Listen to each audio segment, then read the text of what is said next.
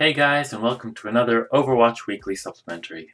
Now, I was intending this episode to be all about Bastion, but because I saw a lot of interesting changes in the PTR coming out, I decided I'd make this more of a PTR update, and maybe even start this series going forward. Now, I'll be ramping up the changes I'm talking about to be more and more interesting as the episode goes on, so we'll start with the simple stuff. A lot of heroes are getting a new option to control the sensitivity of their targeted abilities. For example, Zenyatta's orbs. His healing orb or his discord orb, which lock onto a target, you'll be able to change what radius from the center of the screen that lock on happens. Similar with Zarya's bubble, Ana's boost, and Mercy's guardian angel, and several other abilities. In fact, I think it's all of the abilities that are targeted against a particular player have a sensitivity setting now. Now, I won't be changing it for a lot of them because I found not much trouble. Occasionally I'd have trouble with landing a Zen orb or a Zarya bubble, or an auto boost, and so those are probably the three that I'll be upping the setting on. The next interesting change to come out is another Mercy buff to do with her res. This time they're making it that Mercy and the people she reses will be invulnerable for a few seconds after resurrection. This means that, unlike before where Mercy would just die as soon as she came into res, she and her res teammates will have a chance to reorganize themselves a bit more before re-entering the team fight.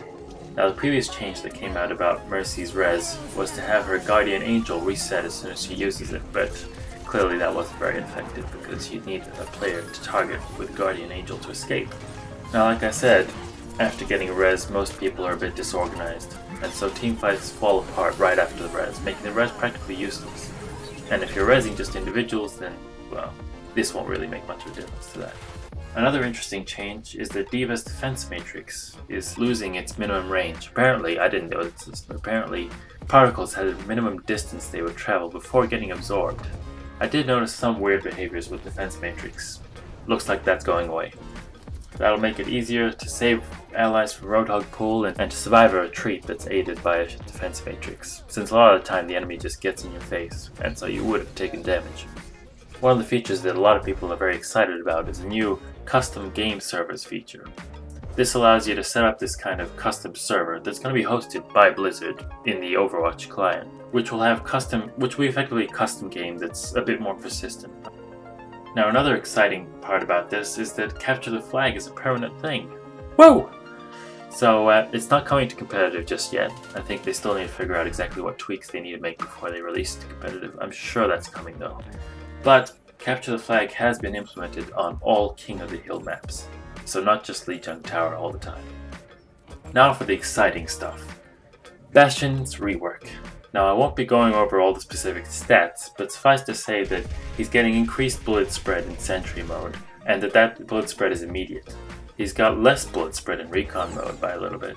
His ammo in Sentry mode is going up, he's not getting headshots in Sentry mode, and his self-repair can be used while moving and isn't interrupted by damage anymore, although it does use a resource. Now, instead of getting extra armor from his ultimate, like he did before, he's instead got a new passive which makes him take 35% less damage in Sentry and Tank modes. This seems a bit odd to me. I'm a bit worried that in Sentry mode he's going to be too survivable, especially since damage reduction means that healers are more effective against you, because armor, they'd still need to heal that up. But with damage reduction, they actually have less damage to heal, which means healers will have a much easier time of keeping up with any damage. That could be a big problem. Now, the most exciting part of this update was the unannounced parts. Doomfist is coming really soon. You'll see an image that I've got on screen here.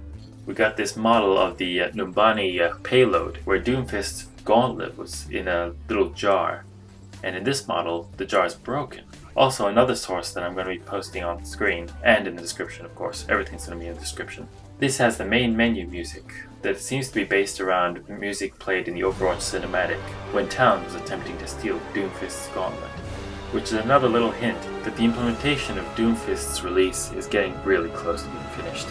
I predict that in a few weeks we'll actually see Doomfist in the PTR. Not months, weeks. Less than 2 months is where I'm putting the line, and maybe even sooner. So, thanks for watching. Please remember to like and subscribe to help the channel, and I'd like to hear in the comments, what do you think? Are you excited for Doomfist? Do you agree that he's coming soon? And how do you think he's going to play? It seems to be popular opinion that he'll be some sort of tank, but what about the details? Hope you enjoyed the show, and I'll see you guys on Sunday.